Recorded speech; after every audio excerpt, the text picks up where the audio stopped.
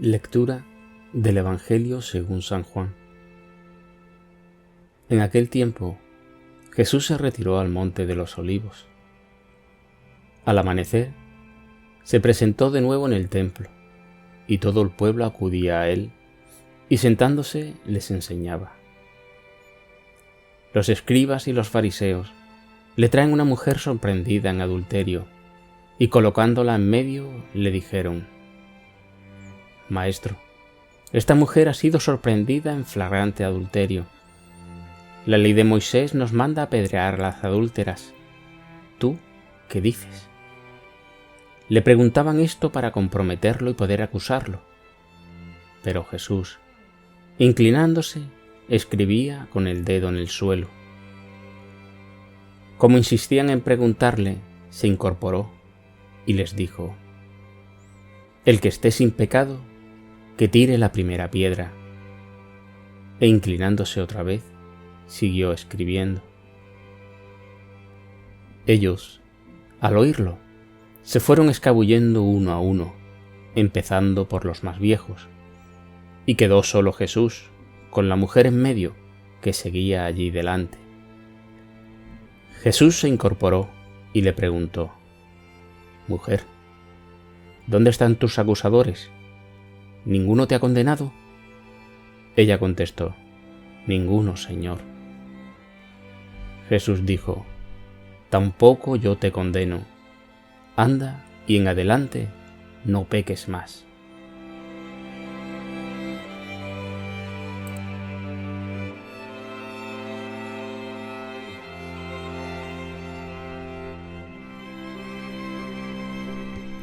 La escena está cargada de dramatismo. De las palabras de Jesús depende la vida de la mujer adúltera, pero también la propia vida. Le habían traído el juicio sobre la mujer adúltera para ponerle a prueba, de modo que si la absolvía, entraría en conflicto con la ley, y si la condenaba, habría traicionado a su propia palabra, puesto que él anunciaba que había venido a perdonar los pecados de todos. De hecho, los acusadores hipócritas fingen confiarle el juicio, mientras que en realidad es precisamente a él a quien quieren acusar y juzgar. Hasta ahí llega la osadía del ser humano, entonces y ahora, con diferentes consecuencias. Hoy día hay gente que no duda en acusar y juzgar a Dios. ¿Dónde está Dios en la guerra? ¿Por qué no intervino frente a tal o cual mal? La palabra nos dará la respuesta. Está con los débiles, los oprimidos y los que sufren, pero no aceptamos su salvación. Los escribas y fariseos se topan con Jesús, el lleno de gracia y de verdad, que vive en plena comunión con el Padre y el Espíritu Santo. De hecho, venía de haber estado retirado la noche anterior en el monte de los Olivos, en el monte del ungüento, monte del crisma. ¿Y nosotros? ¿Nos sentimos ungidos por Él? ¿Estamos en comunión con la Santísima Trinidad? Nos retiramos con frecuencia para orar, amar, meditar y contemplar, y así poder afrontar con éxito nuestra vida. Jesús no entabla con sus interlocutores una discusión teórica sobre el pasaje de la ley de Moisés.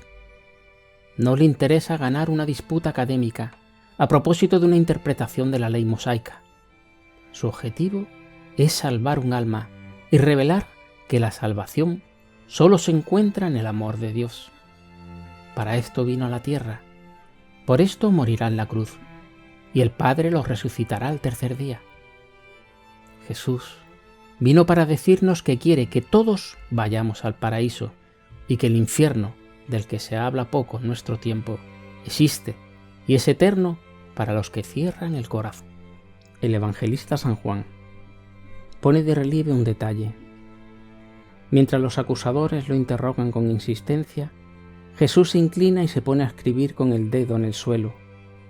Con este gesto se muestra a Cristo como el legislador divino. Escribía en el suelo con el mismo dedo que había escrito la ley en las tablas de Moisés.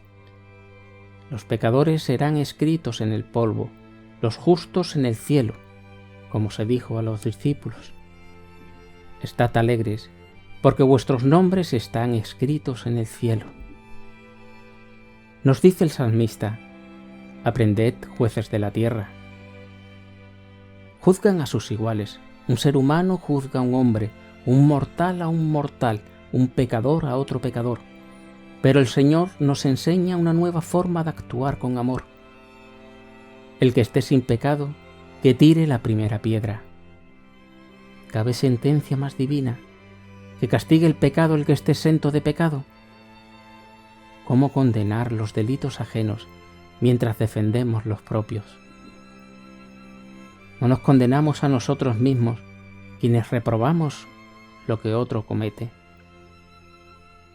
También puede decirse que, humillándose, como lo demostraba en la inclinación, Jesús hacía señales en la tierra, o que ya era tiempo de que su ley se escribiese en la tierra y fructificase, y no en piedra estéril como antes. Por la tierra podemos entender el corazón humano, que suele dar fruto por medio de acciones buenas o malas. Con el dedo, que es flexible en sus articulaciones, se expresa la sutileza del discernimiento. Nos da a conocer en esto que cuando veamos una acción mala en nuestro prójimo, no debemos condenarla enseguida, sino que primeramente, volviendo al secreto de nuestro corazón, la examinemos con cuidado y solicitud. Jesús no cae en la trampa que le tienden los escribas y los fariseos. Con su silencio, invita a cada uno a reflexionar en sí mismo. Por un lado, invita a la mujer a reconocer la culpa cometida. Por otro, invita a sus acusadores a no sustraerse al examen de conciencia. La respuesta de Jesús no elude nada. No dice que no sea apedreada, porque él no habla contra la ley. Tampoco dijo que sea apedreada, porque había venido no a perder lo que había encontrado, sino a buscar lo que se había perdido. Nos dice: el que esté sin pecado, que le tire la primera piedra. Esta es la voz de la justicia divina. Sea castigada la pecadora, pero no por los pecadores. Cúmplase la ley, pero no por medio de los mismos que la quebrantan. Esta respuesta nos recuerda que el juicio pertenece solo a Dios. Nos revela la verdadera intención de la misericordia divina, que deja abierta la posibilidad del arrepentimiento y muestra un gran respeto a la dignidad de la persona, incluso a los que se encuentran en grave pecado. A quienes pretenden erigirse en jueces del que ha pecado, el Señor dirige una invitación a entrar en sí mismo para reconocer con humildad sus propias culpas y sentirse a su vez necesitados de la gracia del perdón. Solo así los horizontes de muerte se pueden transformar en horizontes de vida. E inclinándose otra vez siguió escribiendo. El Señor hizo esto, como tenía costumbre, para que así, como si Él estuviera ocupado en otras cosas y mirando a otra parte, pudieran irse más cómodamente. En esto nos enseña de un modo figurado que antes de corregir la falta de un hermano, así como después de haberle corregido, seamos humildes. Los escribas y fariseos, heridos por la voz de la justicia como por una flecha, y encontrándose culpables, uno tras otro se retiraron todos. Se fueron escabullendo uno a uno, empezando por los más viejos, y quedó solo Jesús, con la mujer en medio, que seguía allí adelante. Los escribas y fariseos se van, no permanecen junto a Jesús. Jesús es novedad de vida para el que le abre el corazón y, reconociendo su pecado, acoge su misericordia que salva. El Señor ofrece su don de amor a la adúltera y lo ofrece también a sus acusadores, pero sus corazones permanecen cerrados e impermeables. Aquí el Señor nos invita a meditar en la paradoja que supone rechazar su amor misericordioso. Es como si ya comenzara el proceso contra Jesús, que viviremos dentro de pocos días en los acontecimientos conmemorativos de la Pasión. Ese proceso desembocará en su injusta condena a muerte en la cruz. Por una parte, el amor redentor de Cristo, ofrecido gratuitamente a todos. Por otra, la cerrazón de quien, impulsado por la envidia, busca una razón para matarlo. Y esto nos ocurre hoy día también. A veces, cuando la verdad que es Él nos resulta incómoda, también nosotros lo rechazamos y lo abandonamos. Ciertamente, la situación de la mujer es grave, pero precisamente de ese hecho brota que cualquiera que sea la condición en la que uno se encuentre, siempre le será posible abrirse a la conversión y recibir el perdón de sus pecados. Siempre. Únicamente quedaron dos. La pecadora se queda sola con el Salvador, la enferma con el médico, la gran miseria con la gran misericordia. Aquel que había rechazado a sus adversarios con la lengua de la justicia, levantando hacia la adúltera sus ojos de mansedumbre, le dice: enderezándose Jesús, le dijo: mujer, ¿dónde están los que te acusan? ¿Ninguno te ha condenado? Contestó ella: ninguno, Señor. Hemos oído antes la voz de la justicia, oigamos ahora la voz de la mansedumbre. Tampoco yo te condeno.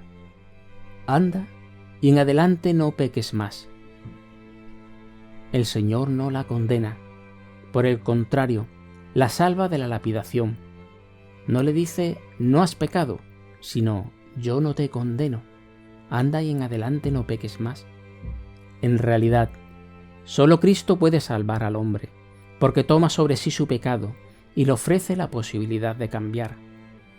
Jesús ha sufrido por todos para conseguir el perdón del cielo para todos, y por esta razón ya nadie puede condenar a otro ante Dios. Esa mujer adúltera somos cada uno de nosotros, que en lugar de ser fieles al amor de Cristo, le hemos fallado en multitud de ocasiones. Ahí radica la gravedad de nuestros pecados, el amor de Cristo despreciado. Nos llega a decir Santiago: adúlteros, ¿no sabéis que la amistad con el mundo es enemistad con Dios?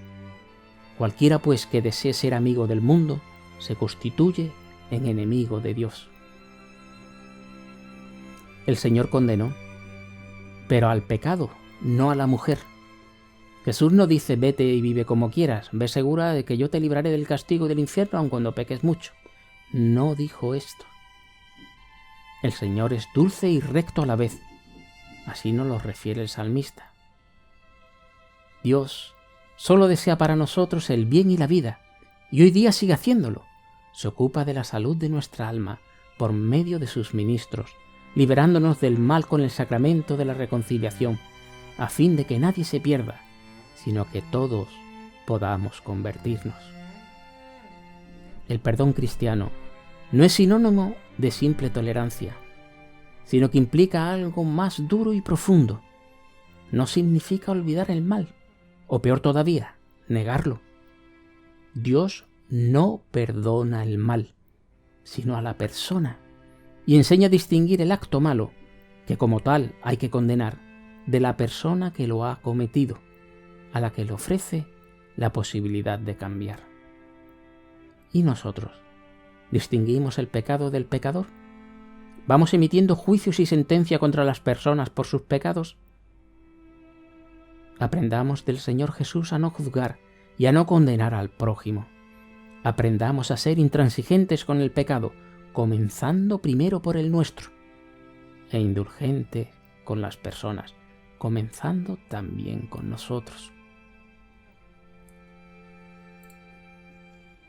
Hay necesidad de perdón cristiano, que infunda esperanza y confianza, sin debilitar la lucha contra el mal. Hay necesidad de dar y recibir misericordia, pero no seremos capaces de perdonar si antes no nos dejamos perdonar por Dios, reconociéndonos objeto de su misericordia. Solo así estaremos dispuestos a perdonar las faltas de los demás si tomamos conciencia de la deuda enorme que se nos ha perdonado.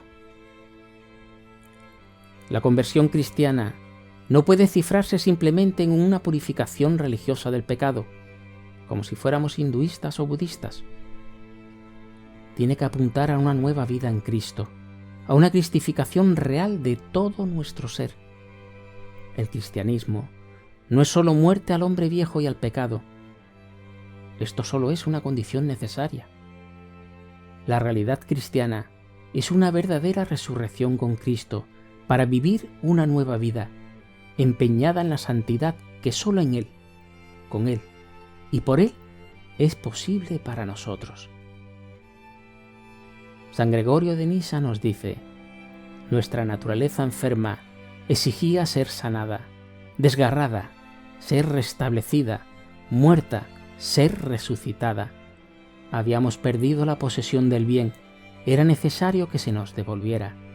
Encerrados en las tinieblas, hacía falta que nos llegara la luz. Estando cautivos, esperábamos un Salvador. Prisioneros, un socorro. Esclavos, un libertador.